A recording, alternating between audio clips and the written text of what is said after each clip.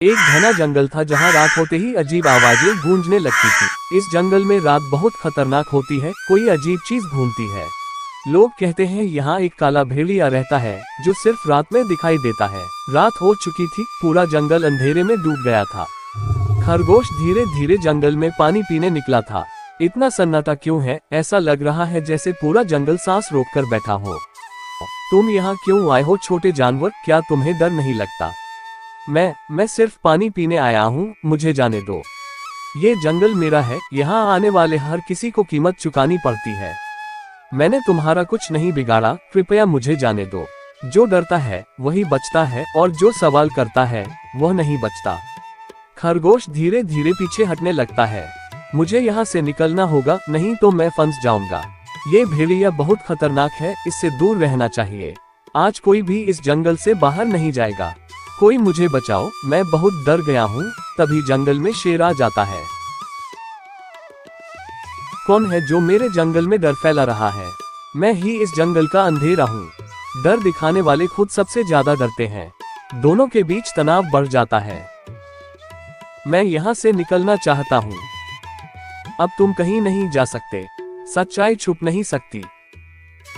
अचानक एक और जानवर आता है, बूढ़ा हाथी। ये भेड़िया असली नहीं है, ये सिर्फ घायल जानवर है जो डर से पागल हो गया है। मैंने कभी किसी को मारना नहीं चाहा, बस डर में जी रहा था। सुबह होते ही जंगल शांत हो जाता है।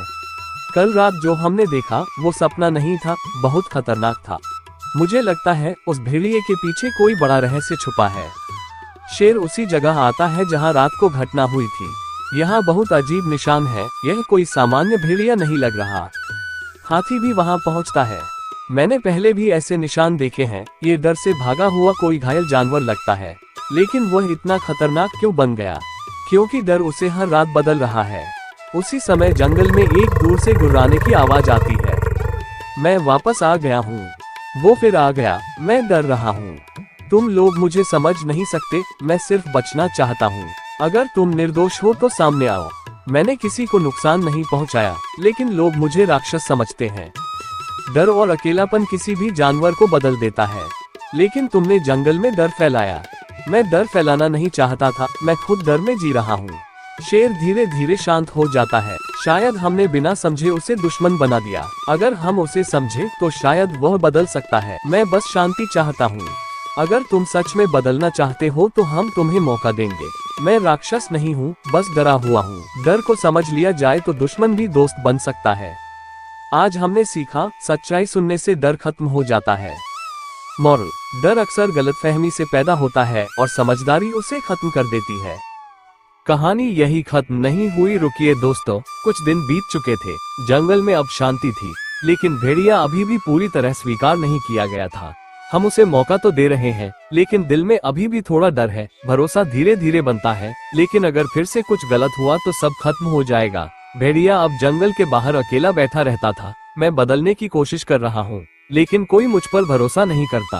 एक रात फिर जंगल में अजीब आवाजें आने लगती हैं। कोई यहाँ है? फिर से वही आवाज। क्या भेड़िया वापस बदल गया? सभी सावधान रहो, कुछ गलत हो रहा है।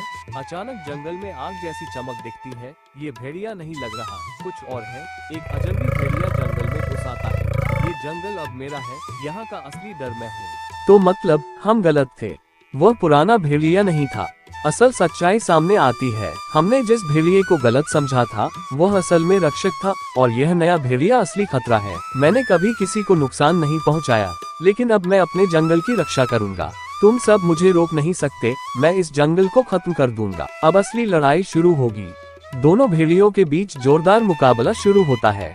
हमने गलत इंसान को डर में जीने दिया। पुराना भेड़िया अपनी पूरी ताकत से जंगल की रक्षा करता है। ये जंगल मेरा घर है और मैं इससे बचाऊंगा। लंबी लड़ाई के बाद नया भेड़िया हार जाता है। ये जंगल अभी खत्म नहीं हुआ, मैं वापस आऊंगा। जंगल फिर से शांत हो जाता है। आज हमने सीखा कि असली खतरा हमेशा वही नहीं होता जो दिखता है। पुराना भेड़िया फिर से अकेला खड़ा होता है। लोगों ने मुझे डरावना समझा, लेकिन असली डर तो गलतफहमी थी। फाइनल मॉरल: कभी भी किसी को सिर्फ डर या अफवाहों से मत समझो, असली सच हमेशा अलग होता है। दोस्तों, कहानी पसंद आई है लाइक शेयर और सब्सक्राइब जरूर करें और भी ऐसे कहानी के लिए कमेंट करें। धन्यवाद।